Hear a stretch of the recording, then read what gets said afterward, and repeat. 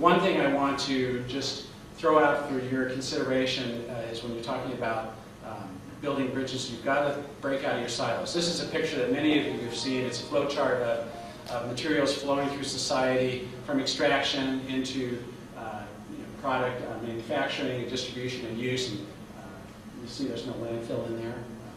I want to point out the waste stream in California. Used oil and HHW represent a very small fraction, that sliver up near the top. But of course, that's one of the big cost centers for local governments in terms of collecting and managing and dealing with those. And we've done some back-of-the-envelope calculations, and they're really, really rough. But we think the local governments and ratepayers are spending on the order of $500 million a year to deal with these materials. I also want to show you a different way of looking at the waste stream. And this is work that US EPA has done and shows the greenhouse gas emissions associated from extraction through manufacturing, distribution, and so on with products. So if you took a look at the waste stream from a GHG, or greenhouse gas perspective, about 75% of the greenhouse gas emissions in the associated with the waste stream come from products. There's a lot of work that we can do in that area. So climate change is a huge opportunity for us to work on many, many issues, maybe a little less for the HHW used oil world, but still to the extent that emissions are associated with products, the work that we do on HHW and used oil is going to contribute to that as well. Product stewardship, I'm sure that's a favorite topic for virtually everybody in this room. I mentioned earlier the costs that we think local governments and ratepayers are incurring to deal with these kinds of products. So you know that the Waste Board has adopted a policy framework related to extended producer responsibility. We're in communication with other states. There are a number of different multi-state dialogues that are going on. We've worked with the Product Stewardship Institute, the PPI as well.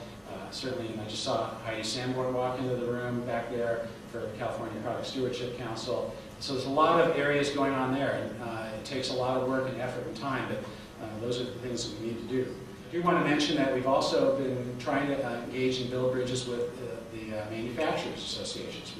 The Chemical Manufacturers, California Manufacturers and Technology Association, Margot Reed Brown, our chair, and I, and in fact Heidi as well, and Dave Darling over there from the National Paint Coating Association, participated on a panel about 2 or 3 weeks ago at the CMTA's annual environmental conference. And I think that was a great start for us in trying to reach out to the manufacturers who have concerns about product stewardship and product responsibility, and at least let them know that we're thinking about the issues that they are concerned with. Cleaning up litter, another thing that probably a lot of you who work on local recycling programs as one of your other hats have to deal with. Lots of things going on within the litter world. Certainly the news about the plastic debris in the Pacific Gyre is just devastating to everyone, and there's a lot of things going on to try and address that. Packaging, lots of talk about packaging. We are trying to engage with various industry groups and associations that are working on this issue. So we've got folks tracking the Walmart scorecard. There's a lot of things going on with Walmart and Costco that are starting to come out. Starbucks has a working group that's looking at cups and trying to bring that down to at least a level of everything being compostable. And there's other coalitions that we're working with as well.